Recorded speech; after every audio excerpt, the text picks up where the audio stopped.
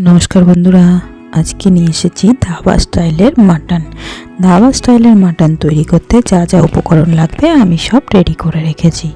এখানে বেশ কিছু উপকরণ রয়েছে, আমি রেডি করে রেখেছি। 1 কেজির মতো মাটন নিয়েছি আমি এখানে, আর নিয়েছি আলু 5-6টার মতো, আর 5টা পেঁয়াজ নিয়েছি। এখানে 1 কেজির মতো মাটন নিয়েছি, 1 বাটি টক দই মাখিয়ে রেখেছি, নিয়েছি কিছুটা আলু লবণ হলুদ মাখিয়ে রেখেছি, নিয়েছি কিছু পেঁয়াজ কুচিয়ে নিয়েছি, এটা এর মধ্যে কুচিয়ে নিয়েছিলাম, টমেটো পেস্ট করে রেখেছি দুটো, নিয়েছি 1 কাপ সরিষার তেল আর রসুন পেস্ট করে রেখেছি আদাও পেস্ট করে।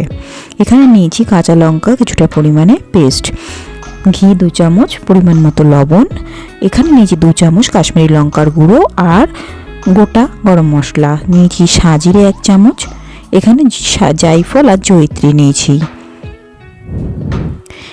এখানে নিয়েছি লঙ্কার গুঁড়ো 2 চামচ, জিরের গুঁড়ো 2 চামচ, আর ধনের গুঁড়ো 1.5 চামচ, হলুদ নিয়েছি পরিমাণ মতো, স্বাদ অনুযায়ী দেব চিনি। প্রথমে গ্যাসের উপর কড়াই বসিয়ে দিয়েছিলাম, কড়াইটা আমার গরম হতে হতে আমি তেল দিয়ে দিচ্ছি, বেশ কিছুটা তেল দিয়ে দিয়েছি। এখানে মাটনটা তো আমি দই দিয়ে মাখিয়ে রেখেছিলাম, এখানে আমি আদা দিয়ে দিচ্ছি, দেখুন আদার পেস্ট আমি দিয়ে দিচ্ছি 2.5 চামচের মতো, আর রসুন দিচ্ছি, দেখুন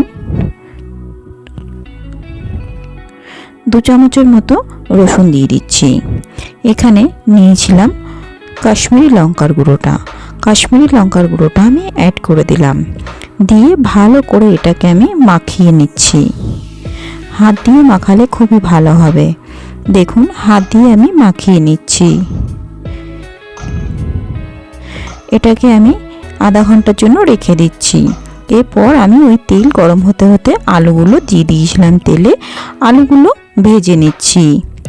আলুগুলো মিডিয়াম ফ্লেমেই ভাজবো, হালকা ব্রাউন করে আলুগুলো আমি ভেজে নেব। মিনিট 3-4 মতো আলুগুলো আমি ভেজে নিয়েছি, আমি তুলে নিয়েছি। এরপর আর একটু তেল অ্যাড করে দিলাম, এখানে ফোড়নে দিচ্ছি সাজিরে, এখানে আপনারা নর্মাল জিরেও দিতে পারেন।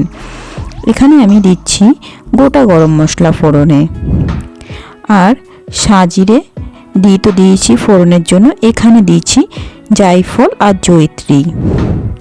এটাকে ফোড়নে দেওয়ার পরে এখানে আমি চপারের সাহায্যে পেঁয়াজটাকে গ্রেট করে রেখেছিলাম, এটা দিয়ে দিচ্ছি, আপনারা কুচিও নিতে পারেন, কোনো অসুবিধা নেই। দেখুন ভালো করে পেঁয়াজটাকে আমি খুন্তি দিয়ে নেড়ে চেড়ে দিচ্ছি। দেখুন আমি 2 থেকে 3 মিনিট এটাকে ভালো করে মিডিয়াম ফ্লেমে নেড়েছি, কালারটা চেঞ্জ হয়ে গেছে। আমি এখানে টমেটোর পেস্টটা অ্যাড করে দিলাম, টমেটোর পেস্টটা দিয়ে আরও আমি কষিয়ে নেব, যাতে টমেটোর কাঁচা গন্ধটা চলে যায়। দেখুন আমি 2 থেকে 3 মিনিটের জন্য ভালো করে মশলাটাকে কষিয়ে নিচ্ছি। এর মধ্যে হলুদ দিচ্ছি 1 চামচ, এখানে লঙ্কার গুঁড়ো যে 2 চামচ নিয়েছিলাম লঙ্কার গুঁড়োটা অ্যাড করে দিচ্ছি, নিয়েছি জিরের গুঁড়ো 2 চামচ, আর ধনের গুঁড়ো 1.5 চামচ। আপনারা পরিমাণ মতো নেবেন, মাংস যেরকম অনুপাত সেই অনুপাতেই নেবেন। এরপর খুন্তি দিয়ে ভালো করে নেড়ে চেড়ে দিচ্ছি। এখানে আমি জলটা অ্যাড করব না, যেহেতু একটু পেঁয়াজটা ছিল নরম, ওর মধ্যে দিয়ে দিচ্ছি। আমি এর মধ্যে মাংসগুলো অ্যাড করে দিলাম, মাংসগুলো আমার দেওয়া হয়ে গেছে। এরপর আমি ভালো করে খুন্তির সাহায্যে এটাকে নেড়ে নেব।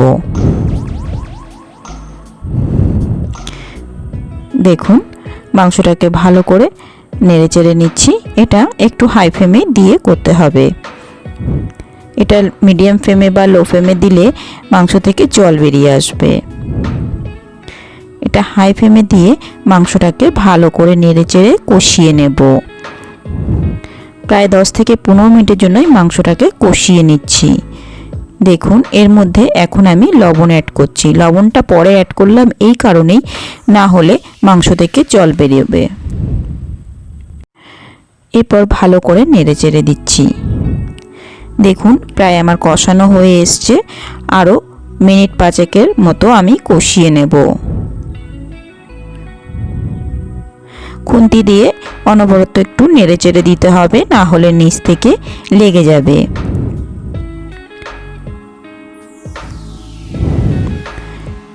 দেখুন প্রায় আমার কষে এসছে মাংসটা, কড়াই থেকে তেল ছেড়ে দিয়েছে, মানে মাংসটা আমার প্রায় কষানো হয়ে গেছে।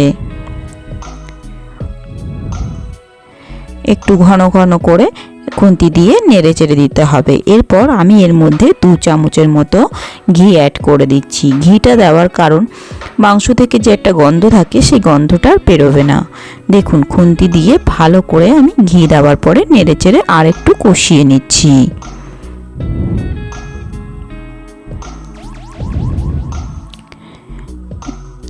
আরও 3 থেকে 4 মিনিট আমি কষিয়ে নিচ্ছি। এইভাবেই খুন্তি দিয়ে ভালো করে নেড়েচেড়ে মাংসটাকে আমি কষিয়ে নেব। প্রায় দেখুন আমার কষানো হয়ে এসছে। যত কষাবেন তত মাংসটার টেস্টটা ভালো হবে, আপনার রুটি বা ভাতের সাথে খুবই ভালো লাগবে খেতে। আমার কষানো হয়ে গেছে মাংসটা।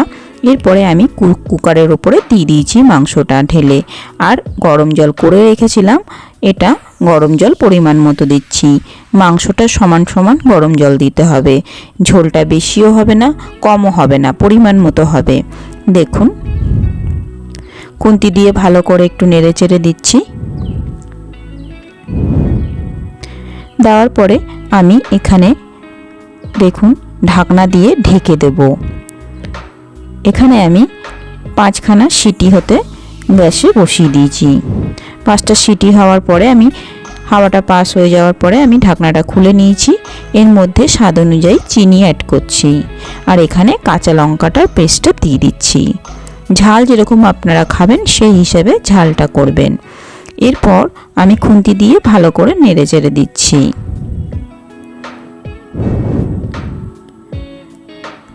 এরপরে আমি ঢাকনাটা একটু দিয়ে দিয়েছিলাম। এরপরে আমি দিয়ে দিচ্ছি আলুটা ভেজে রেখেছিলাম আগে। আলুটা দেওয়ার পরে আমি আবার ঢাকনা দিয়ে 3টে সিটি হতে দিয়ে দেব। 3টে সিটি হওয়ার পরে আমি ঢাকনাটা খুলে গরম গরম মাটন দেখুন রেডি। কেমন লাগলো বন্ধুরা এই ধাবা স্টাইলের মাটন?